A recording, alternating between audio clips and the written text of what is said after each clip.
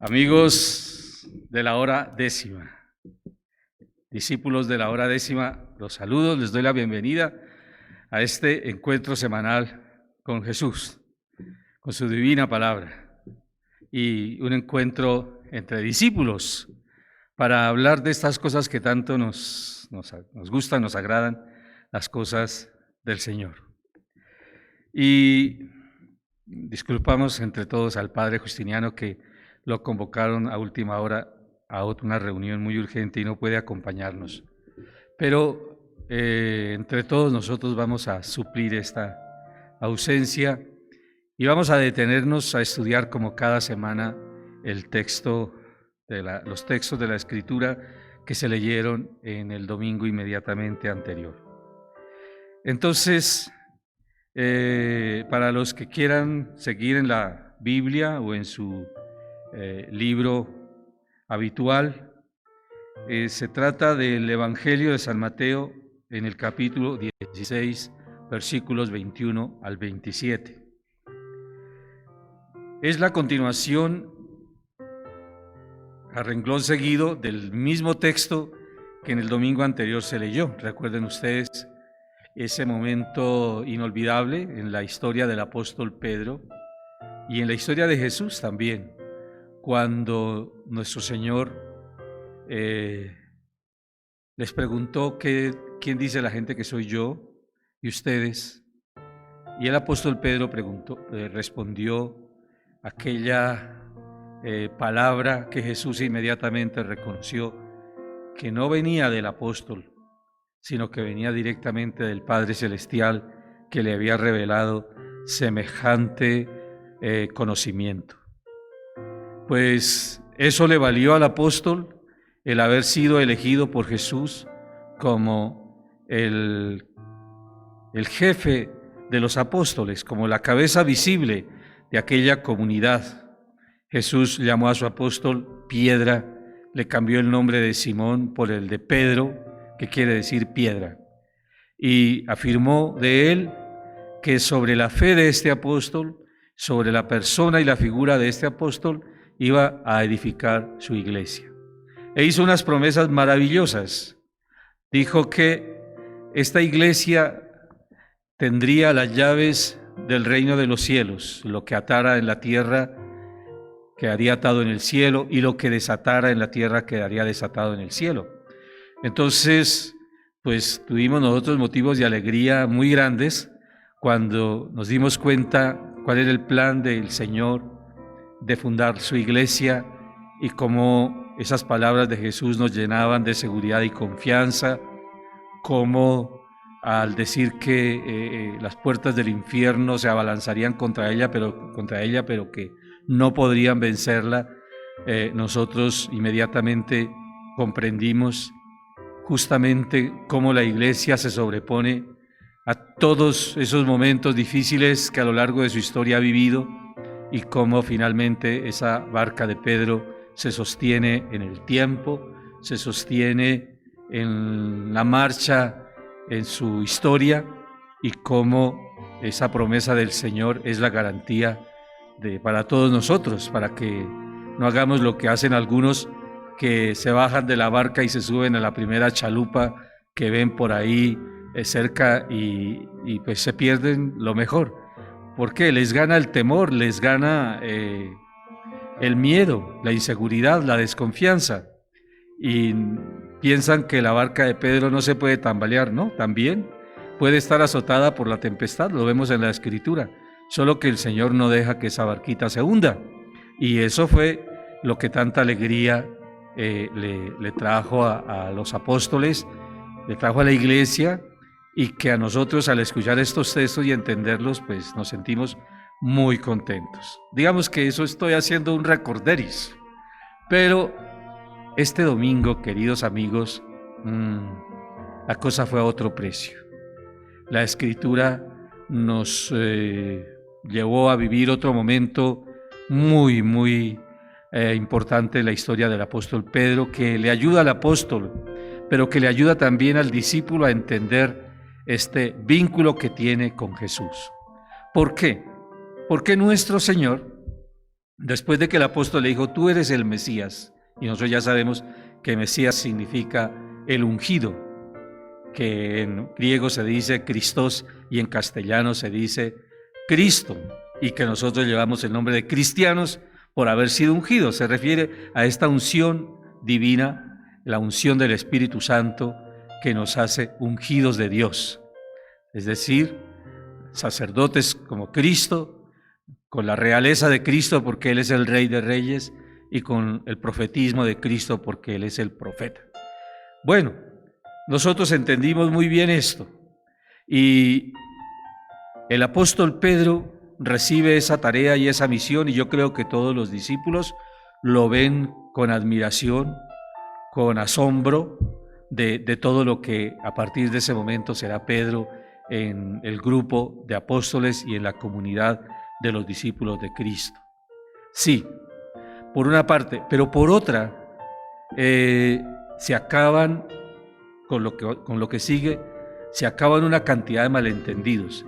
Si ya había un malentendido respecto a quién era Jesús, ahora el proyecto de Jesús va a quedar también revelado de manera nítida, y esto va a causar una crisis, un problema de incertidumbre e incomprensión en el grupo de los apóstoles. Por eso digo que lo que cuenta este domingo el Santo Evangelio es también definitivo en la historia de la iglesia. ¿Qué es lo que dice Jesús a renglón seguido? Les dice, bueno, amigos, yo sé que ustedes tenían deseos de conocer y ahora ya lo saben. Yo soy el Mesías. Yo sé que ustedes estaban con ese pensamiento y esa incertidumbre, ahora ya han resuelto ese problema. Efectivamente, yo soy el Mesías. Pero escúchenme lo que va a pasar a partir de ahora.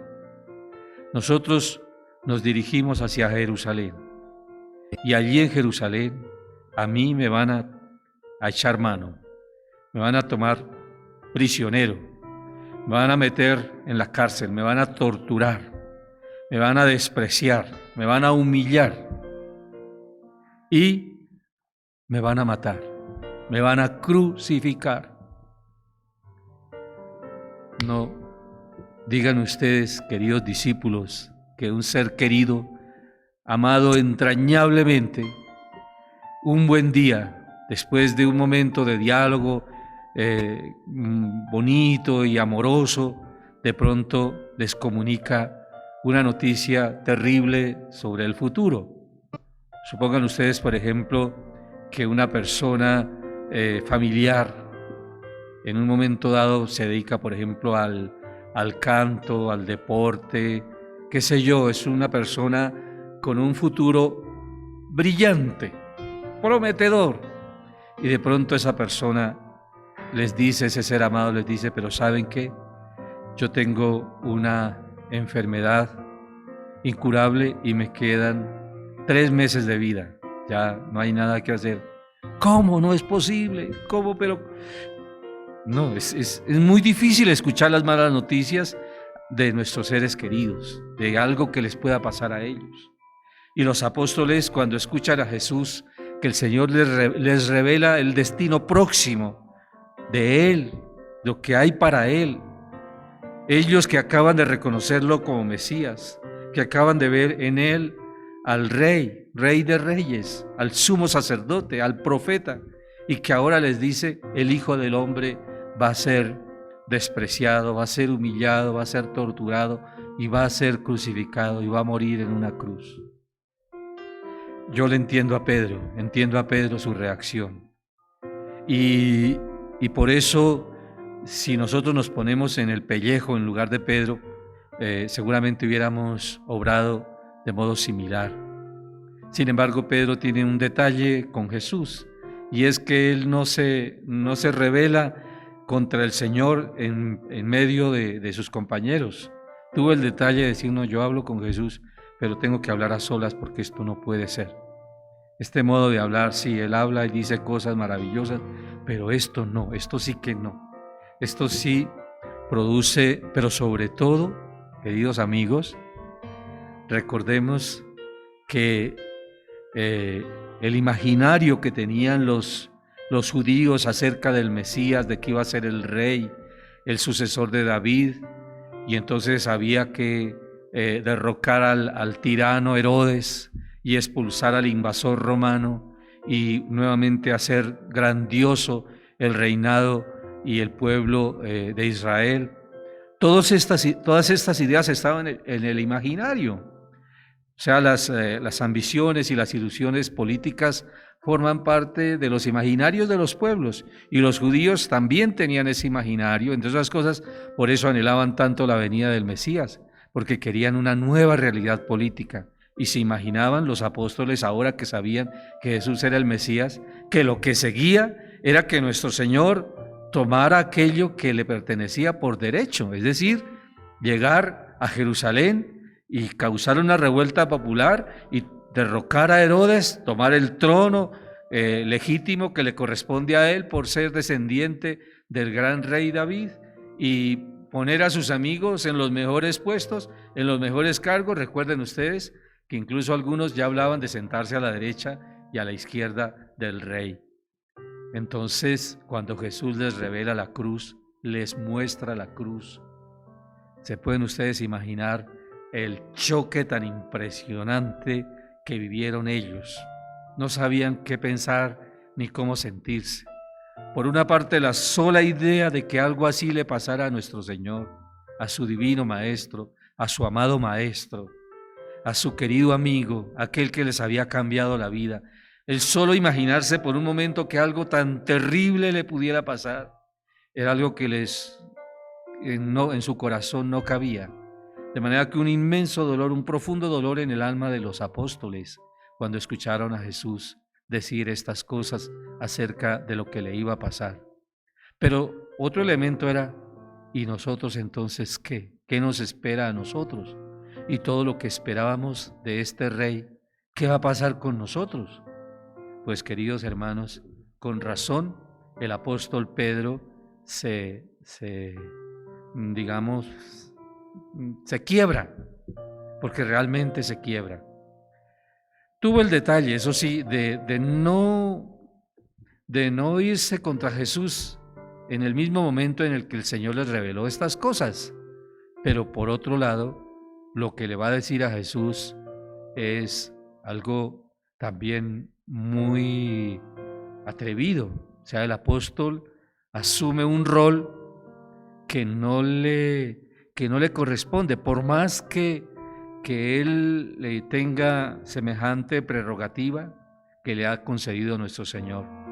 Llama a Jesús aparte y reprende a Jesús. En el texto que hemos leído, en una traducción un poquito más suave, dice que el apóstol le pone reparos a Jesús. Pero en las traducciones más antiguas que siempre hemos leído, siempre ha habido como que Pedro comenzó a reprender a Jesús, como reprenderíamos nosotros a alguien que dice cosas que uno no quiere escuchar. Sí, no diga eso, no, esas cosas no se dicen. Sí, no falta quien en la familia que se siente con autoridad cuando alguien de la familia dice algo inadecuado, lo reprende en público. Hermano, hermana, querido primo, querido familiar, esas cosas no se dicen. Pues Pedro tuvo el detalle de llamar a Jesús aparte y se atrevió a reprender a nuestro Señor.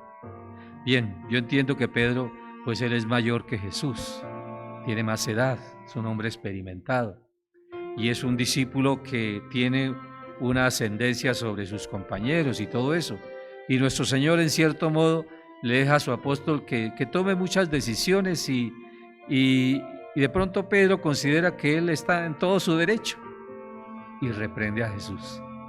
Lo reprende, pero es un gesto de amor.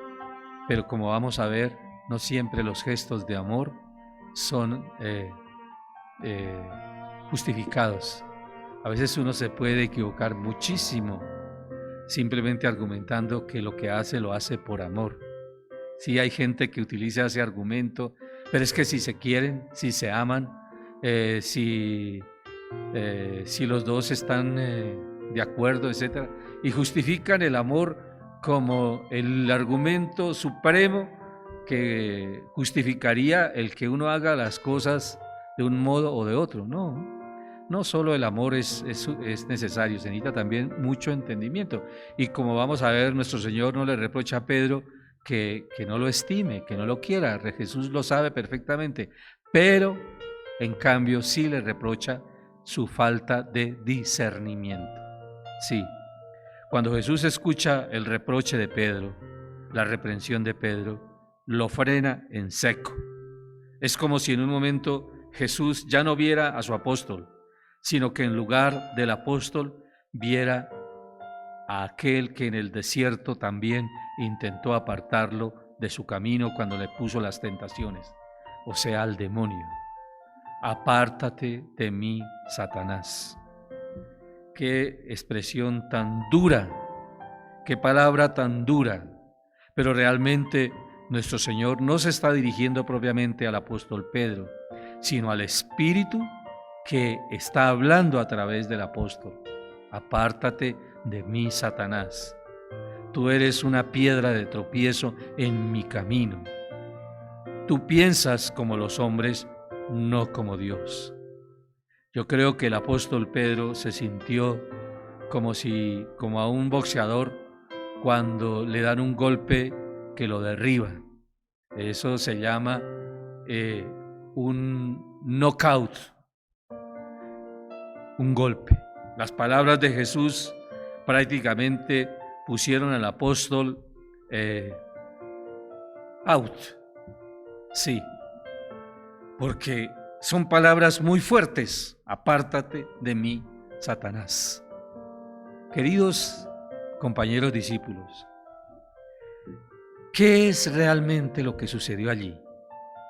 Yo quiero que ustedes disfruten de este momento, no disfruten de lo que pudo sufrir el apóstol, sino de la revelación que se está produciendo en este momento, en este contexto.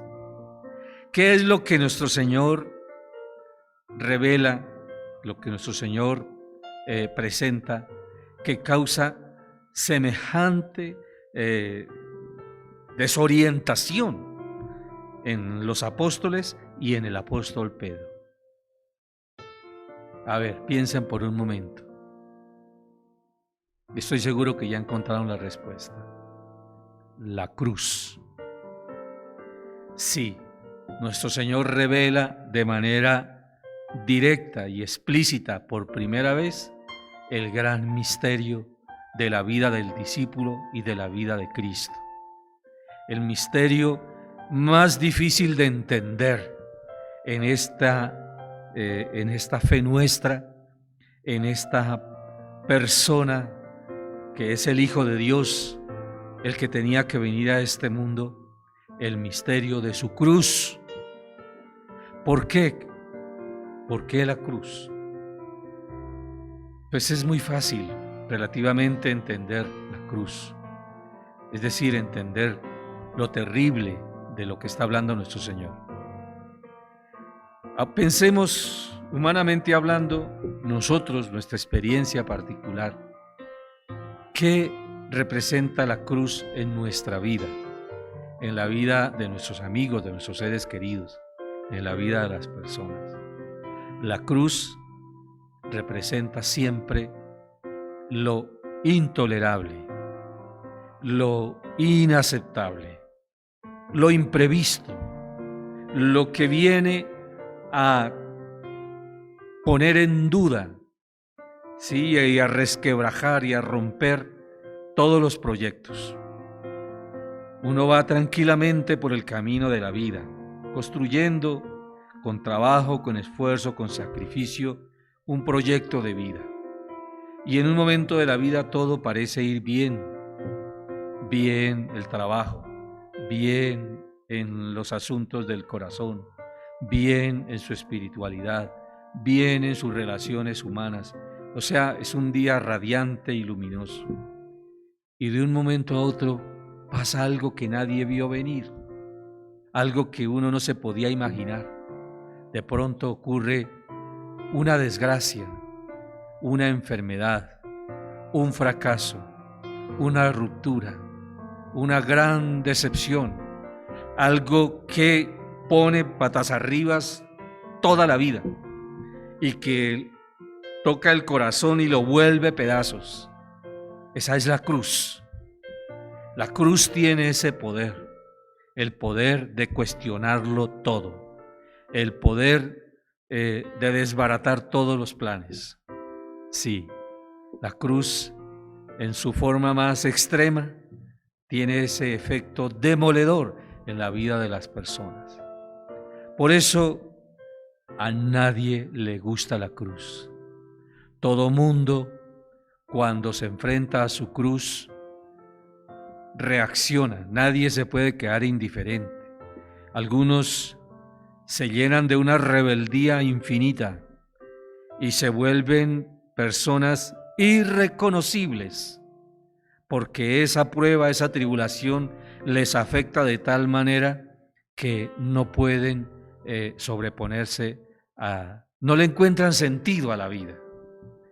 Otros se llenan de un desánimo total y prácticamente entran en procesos o en estados de depresión y de profunda tristeza, y entonces le pierden el sentido a la vida. Incluso algunos hasta deciden quitarse la vida. Tal será, queridos amigos, el escándalo de la cruz, la fuerza de la cruz.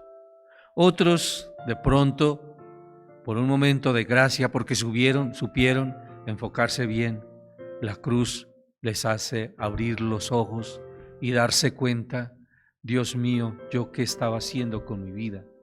¿En dónde estaban mis prioridades? Yo realmente me había equivocado. Yo pensaba, yo creía tal cosa. La cruz inmediatamente les abre como a una revelación nueva. Pero son procesos que no se dan en todos de la misma manera. Hay miles de reacciones posibles con relación a la cruz, pero en general la cruz no deja indiferentes a nadie. Por eso la cruz del Señor no podía ser de otra manera, no podía ser de otra manera.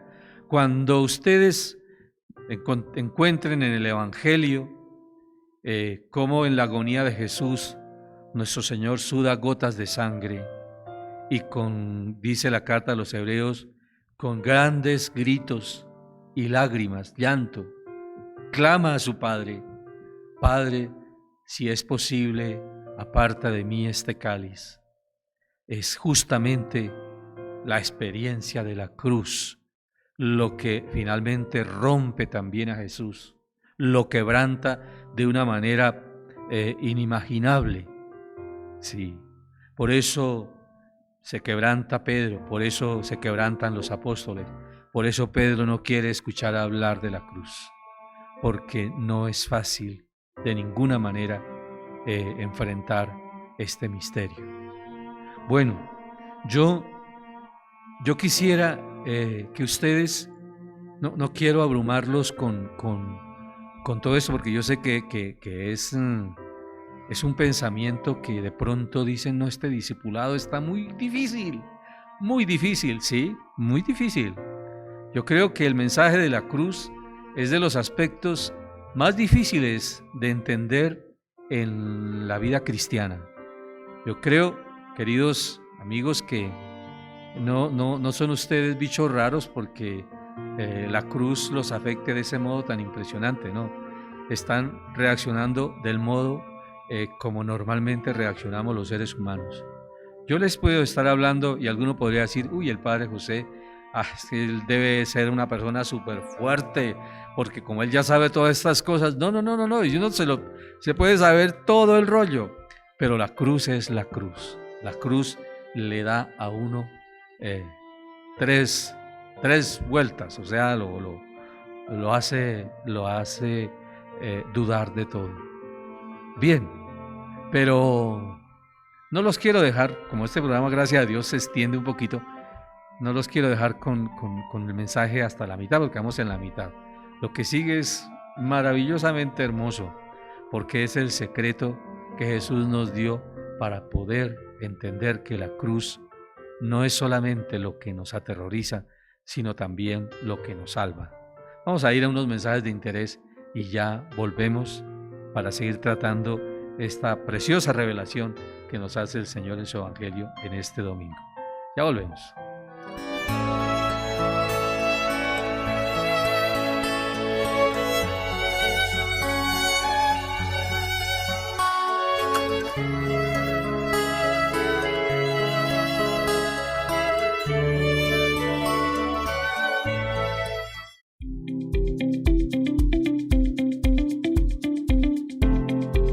Amables antividentes, esta es para hacerles una invitación para que nos acompañen el domingo 6 de septiembre en la celebración de la Santa Misa en la capilla de San Lázaro, un lugar muy conocido por todos los tunjanos.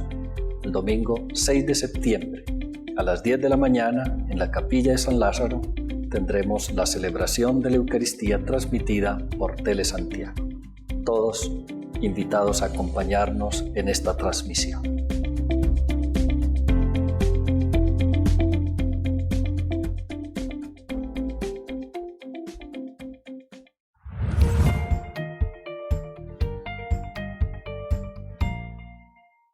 La familia Pérez se levantan a las 5 de la mañana, se suben al carro, evaden el primer retén, toman la ruta más larga para no pasar por los peajes, llegan a un pueblo cercano, van a la piscina, van a comer a la panadería. Carlos Pérez, el padre, es asintomático. Él no lo sabe y llevó el virus a un pueblo donde no había casos. Familia Pérez, ¿por qué salieron de viaje el puente?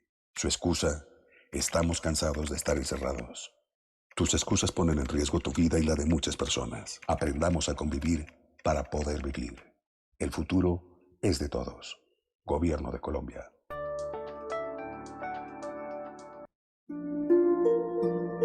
En Fátima, nuestra Madre María le enseñó a los pastorcitos a rezar el Santo Rosario para alcanzar la paz del mundo y el fin de la guerra. Sigamos su ejemplo y como familia Telesantiago pongamos en él nuestras intenciones de oración de lunes a viernes a las 11:30 de la mañana y a las 5:30 de la tarde. En Telesantiago oramos por ti.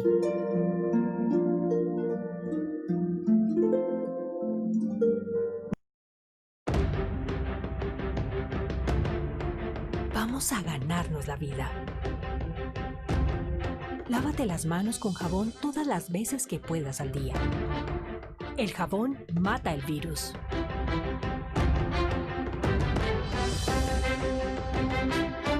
Yo me cuido, tú te cuidas.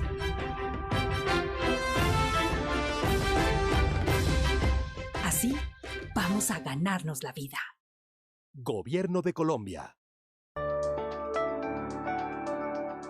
Camila, 28 años, se sube al bus sin mantener la distancia mínima de 1,5 metros. No lo sabe, pero la persona que va a su lado es positivo para COVID. Llega a casa, saluda a Paula, su hija de 9 años, y a su abuela Rosa de 72. Camila es asintomática, su hija tiene fiebre, su abuela no puede respirar. Todas son positivo. Paula y Camila se recuperan. Rosa fallece. Camila, ¿por qué no tomas la distancia mínima? Su excusa: ya uso tapabocas. ¿Para qué más? Tus excusas ponen en riesgo tu vida y la de muchas personas. Aprendamos a convivir para poder vivir. El futuro es de todos. Gobierno de Colombia.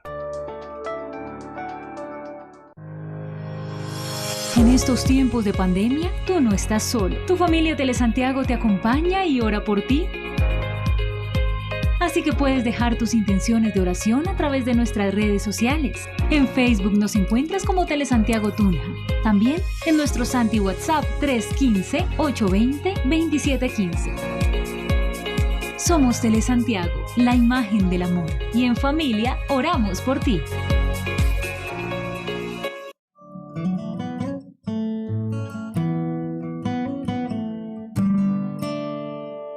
Amables antividentes, nos estamos preparando en la Arquidiócesis de Tunja para celebrar los 50 años de la Pascua del Padre Marco Dionisio Sánchez Lozano, más conocido como el Padrinito, un gran apóstol de las vocaciones.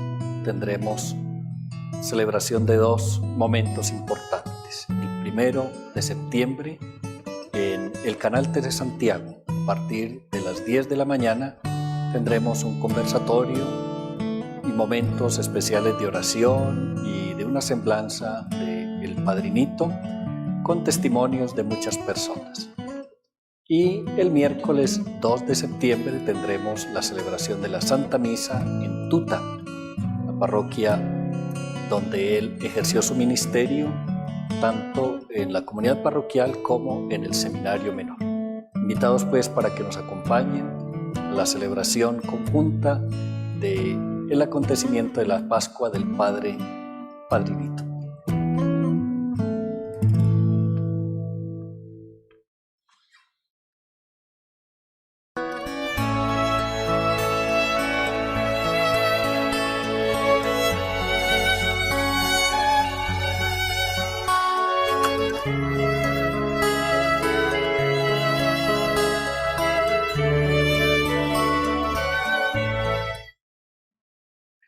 Volvemos. ¿Qué han estado pensando mis queridos amigos, discípulos de la hora décima? Pues tenemos la cruz ante nosotros. Lo primero que uno cae en cuenta y que debe tener bien claro en su cabeza es que la cruz no puede ser un adorno. La cruz no es un adorno. Mucha gente, uno los ve cómo convirtieron la cruz en un adorno y eso la exhiben de manera inapropiada, como un objeto estético. La cruz no es estética. La cruz es algo monstruoso, horrible. La cruz fue un instrumento de tortura que se inventaron los romanos y con los cuales, con el cual ese instrumento de tortura lograron causar un impacto muy grande en la gente, en los pueblos dominados y sometidos. Todos los disidentes, todos los enemigos del Estado, todas las personas indeseables para el imperio, para los intereses de los poderosos en aquel entonces, eran condenados al suplicio de la cruz. Y en todas las ciudades capitales, las poblaciones más importantes del imperio, había un lugar siempre a la vista de los transeúntes, cercano a las vías más transitadas. Ese lugar era el lugar donde se ejecutaban los condenados a la cruz. De modo que en aquel entonces la gente veía una cruz y sentía pánico, sentía miedo. Veían el espectáculo de cadáveres colgados en la cruz sin que nadie los sepultara. Este espectáculo entonces ya de entrada estaba perfectamente interiorizado como una imagen de terror, de miedo, de maldición. Entre otras cosas, la Biblia habla de que maldito el que cuelga en un madero. Sí, la imagen o la idea que tenían los judíos de aquel entonces era que todo el que era sometido a ese tormento, a esa pena, pues probablemente, pensaban ellos, también era un renegado de Dios, también Dios lo había abandonado y lo había rechazado. Por algo sería, como dicen muchos, cuando saben de desgracias que pasan a sus semejantes. Pues quitemos entonces de nuestra mentalidad la idea de que la cruz puede ser un elemento estético, un adorno, porque no lo es. Y no podemos imaginar a Cristo cuando lo vemos crucificado, no lo podemos imaginar a Él, ay, tan lindo en la cruz, tan piadoso, no. Tenemos que imaginarnos a Cristo, lo que fue para Él la cruz, su agonía en la cruz, su sufrimiento en la cruz, el dolor físico al extremo, cuando trituraron sus manos, cuando trituraron sus pies, para atravesarle con esos punzones que lo sostenían clavado en la cruz, levantado a lo alto. Debemos nosotros imaginar ese proceso de desgaste por la hemorragia permanente donde Jesús o el condenado a la cruz va perdiendo poco a poco la sangre y se va deshidratando. Al perder sangre se va deshidratando. Al llorar mucho se va deshidratando. Ante el pleno sol se va deshidratando. Se le resecan sus labios, su boca, su lengua, se le reseca su garganta. Y cada vez el peso del cuerpo oprime sus pulmones y se le hace más difícil respirar. O sea que al mirar la cruz del Señor, tenemos que entender lo que hay ahí, el mensaje que hay en esa cruz. Entonces hay que ir al Calvario, para poder entender la cruz. De otro modo, seguiremos teniendo simplemente una mirada psicológica de la cruz, una mirada estética totalmente inadecuada. ¿Y ir al Calvario a qué?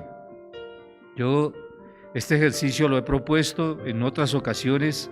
De pronto algunos que me conocen me hayan oído hablar de esto. Pero quiero comentarlo aquí ampliamente y le pido al Señor que me ilumine porque no es fácil presentar lo que voy a decir. Ir al Calvario. Lo primero que hay que decir es que la gente huía del Calvario. De hecho, los discípulos huyeron y no se imaginaron por ningún momento asomarse al Calvario. No soportan porque ya lo habían vivido, de manera que pueden imaginarse lo que era para Jesús el Calvario. El apóstol Pedro, cuando vio que la cosa se había salido totalmente de control, negó a Cristo, dijo que no conocía a nuestro Señor. Allá en el Getsemaní, cuando llegaron a tomar prisionero a Jesús y Judas llevaba un grupo de soldados que finalmente le echaron mano al Señor, los discípulos huyeron. Nadie quiere ir al Calvario porque no es un espectáculo para ver, sino para, ojalá, no tener que ver nunca. Pero hay que ir al Calvario para poder ver la cruz del Señor y poder entender la cruz de la que está hablando nuestro Señor. En primer lugar, entender la cruz de Jesús. Bien, cuando uno va al Calvario y se queda contemplando lo que allí pasa, se da uno cuenta cómo se cumplen las Escrituras en aquel que está crucificado. ¿Por qué?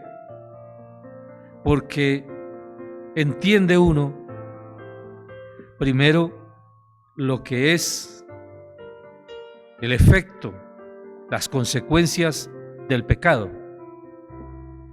Mientras uno no vaya al Calvario a ver a Jesús crucificado, agonizar, uno no entiende lo que representa el pecado, lo que hace el pecado, el daño y el mal que causa el pecado a la humanidad, al ser humano, y cómo se rompe de manera tan dramática nuestra vida, nuestra relación con Dios nuestro Señor. Cómo la culpa del pecado no puede ser reparada, ¿sí? De ninguna manera. Lo dice nuestro Señor también en el Evangelio. ¿De qué le sirve a un hombre ganarse el mundo entero si pierde su vida? ¿Con qué podrá pagar uno su vida? Es decir, ¿cómo podría uno pagar una indemnización por el mal que ha hecho, por el mal que uno deja en el mundo? Una vez que se pone el mal en el mundo, ¿qué pasa con esa maldad? ¿Qué pasa con el pecado? ¿Quién puede reparar? ¿Quién puede pagar una indemnización por el pecado? ¿Acaso un asesino podría decir: es que yo pagué 5 años en la cárcel, ¿sí? Por la vida que quitó. ¿Acaso alguien podría decir, no, es que yo hice una compensación de 20 millones, de 50 millones por el daño que le causé a esa persona? ¿Seguro que se indemnizó? ¿Seguro que todo quedó en cero o el pecado sigue? Sí, lo que uno ve en la cruz es que el pecado no podía ser perdonado y no había ninguna manera de restablecer la justicia. No había ninguna manera de reparar el daño. No había ninguna manera de salvar a los condenados por el pecado. Y entonces uno va a la cruz, se asoma a la cruz y entiende la gravedad del pecado, las consecuencias del pecado.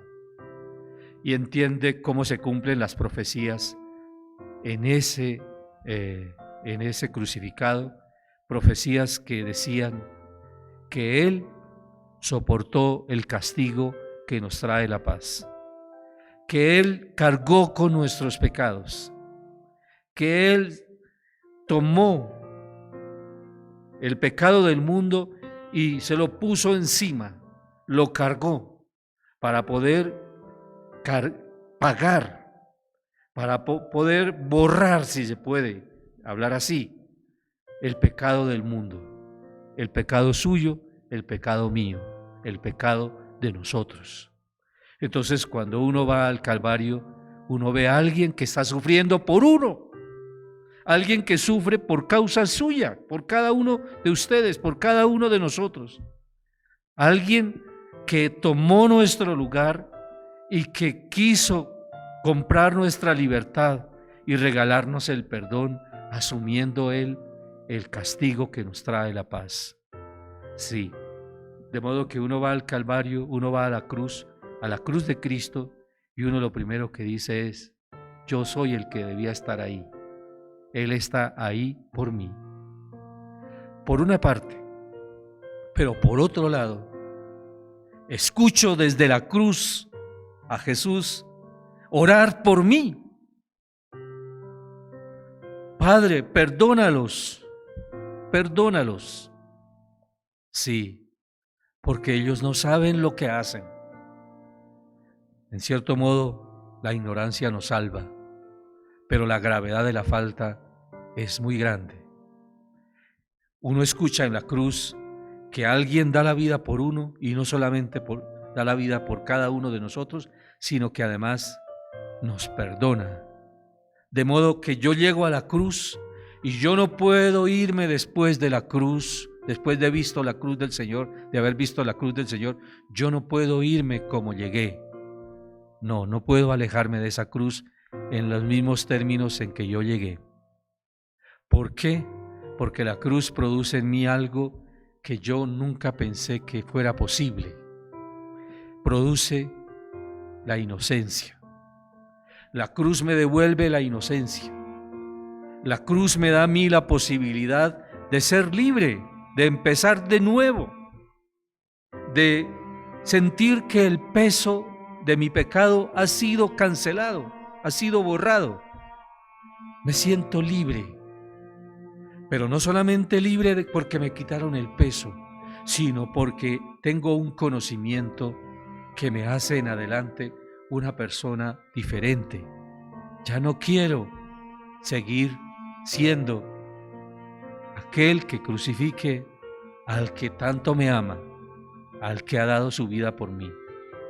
Él ha dado la vida por mí. Yo ya no quiero seguir de una manera obstinada e ingrata, causándole el mismo dolor, la misma pena. No es que yo a partir de eso ya sea como un ángel, no.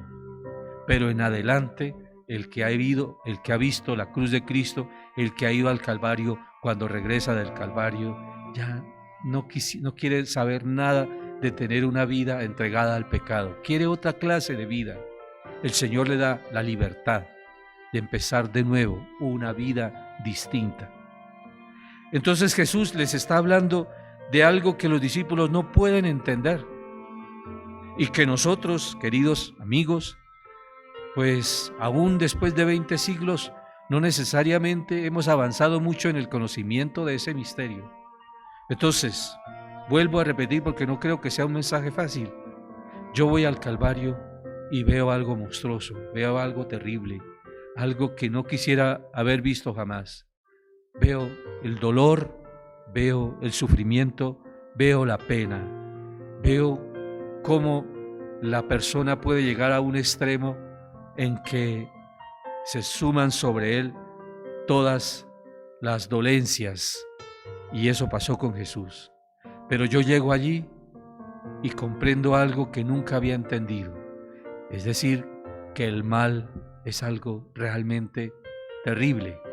La maldad que el hombre hace y que pone en el mundo no puede borrarla por sí mismo de ninguna manera. Dice la palabra de Dios, ¿con qué podrá pagar cada uno su vida?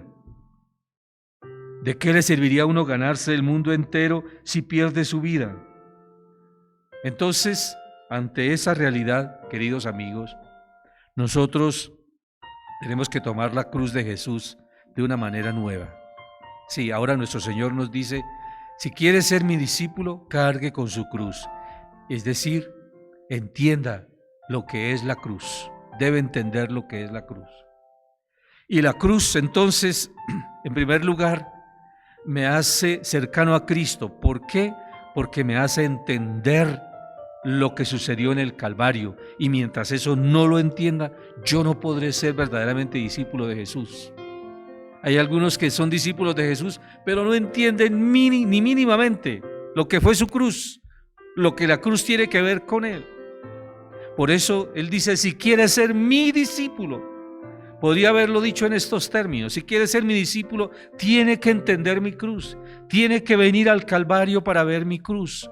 Y allí en el Calvario se le van a revelar las verdaderas consecuencias del pecado y el don con que ha sido amado, el don del amor y el perdón que se le ha regalado y la libertad que ahora tiene. ¿Sí? Entonces, por eso nuestro Señor dice, tomen la cruz. Es decir, podríamos ser discípulos de Jesús en el sentido de un fan. ¿Sí? Es fan, como decir, yo soy fan de Millonarios, soy fan de Santa Fe, del Real Madrid, yo soy fan de esto. Sí, podríamos ser estos admiradores de Jesús, pero discípulos de Jesús no. El discípulo de Jesús tiene que ir al Calvario y ver la cruz del Señor y entender realmente lo que allí pasó y lo que tiene que ver la cruz de Jesús con él. Sí. Cuando uno entiende eso, entonces entiende el otro verbo que hay ahí, el tomar la cruz. Ahora, tomar la cruz, yo le voy a poner otros verbos ahí al lado de ese tomar la cruz. Yo pongo abrazar la cruz, pero no abrazar la cruz porque seamos masoquistas o sádicos. No, tomar la cruz porque en ella se reveló la verdadera profundidad del amor. Tomar la cruz porque en la cruz está Jesús, el que me amó y dio su vida por mí. Tomar la cruz y tomarla con valentía, con decisión, con determinación. Porque ante la cruz muchos tienen estas tentaciones. Abandonar la cruz, desertar de la cruz. O tomar la cruz y cargársela a otro, que otro la lleve. No. En realidad uno tiene que abrazar su cruz, uno tiene que cargársela a otro, uno tiene que abandonar la cruz, uno no tiene que maldecir su cruz, no tiene que renegar de su cruz, uno tiene que abrazar esta cruz porque ahí está Jesús. Y entonces la cruz nos hace más valientes, más sabios, más prudentes, pero sobre todo más humildes, más agradecidos de que hayamos sido amados con un amor, como dice Jesús, hasta el extremo. Sí, más agradecidos. Por eso un discípulo, podríamos decir que todos los días vive con una experiencia de felicidad muy grandes, de haber sido salvado, de haber sido redimido, de haber sido perdonado, de haber sido liberado, de ser amado. Y esto nos debe hacer felices y vivir la vida con plenitud. La cruz no nos vuelve tristes, la cruz del Señor nos vuelve tremendamente vitales, fuertes. Hay tantas personas que viven en una quejadera y una quejumbre y es como que todo el mundo, ay, consiéntanme, quiéranme, ayúdenme, mírenme, consuélenme, mire cómo, sí, y es esa búsqueda de su cruz, o se regodean en su cruz y se vuelven, depresivos, obsesivos en torno a sus sufrimientos, ¿no? Que uno tiene que ver la cruz con decisión, con determinación, al ver a Jesús dar la vida por uno. Uno no puede nunca tomar su cruz de una manera distinta a de abrazar la cruz. Bueno, finalmente, pues ya el tiempo pasa, ya estamos terminando nuestro programa. Solo me queda decirles que hay que frecuentar el Calvario, hay que irse a los pies de la cruz del Señor, porque es que si no es al pie de la cruz del Señor, yo no puedo llevar mi propia cruz. Yo sigo a Jesús y es porque lo veo a Él ir marchando delante mío que yo puedo llevar mi propia cruz. Y a los pies del Calvario, yo digo, mucha gente puede tomar la redacción que quiera respecto a su cruz, sí, pero hay una sola reacción que nos salva. Veamos el famoso buen ladrón, aunque el bueno es el Señor y ahí dicen que el bueno es el ladrón.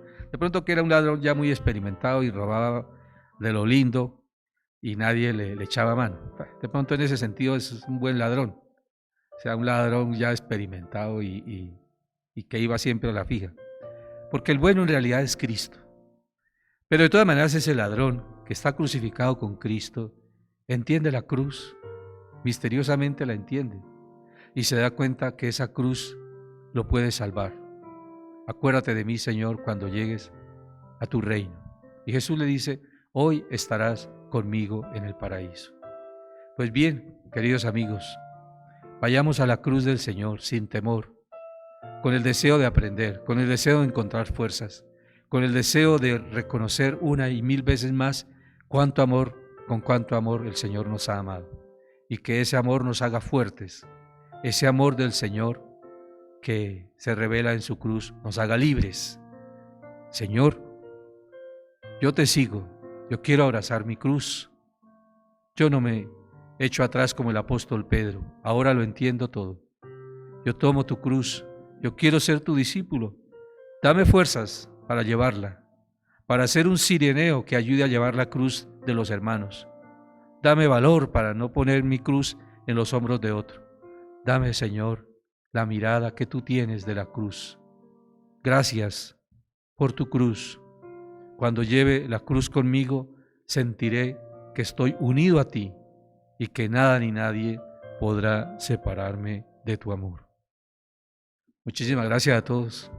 Dios los bendiga y con la ayuda de Dios nos veremos la próxima semana, no el lunes, sino el martes, que es el horario habitual de este programa. Y cuéntenle a sus amigos que ojalá muchos puedan ver y unirse al discipulado de la hora décima. Envíen sus comentarios. Dios los bendiga y nos estaremos viendo nuevamente.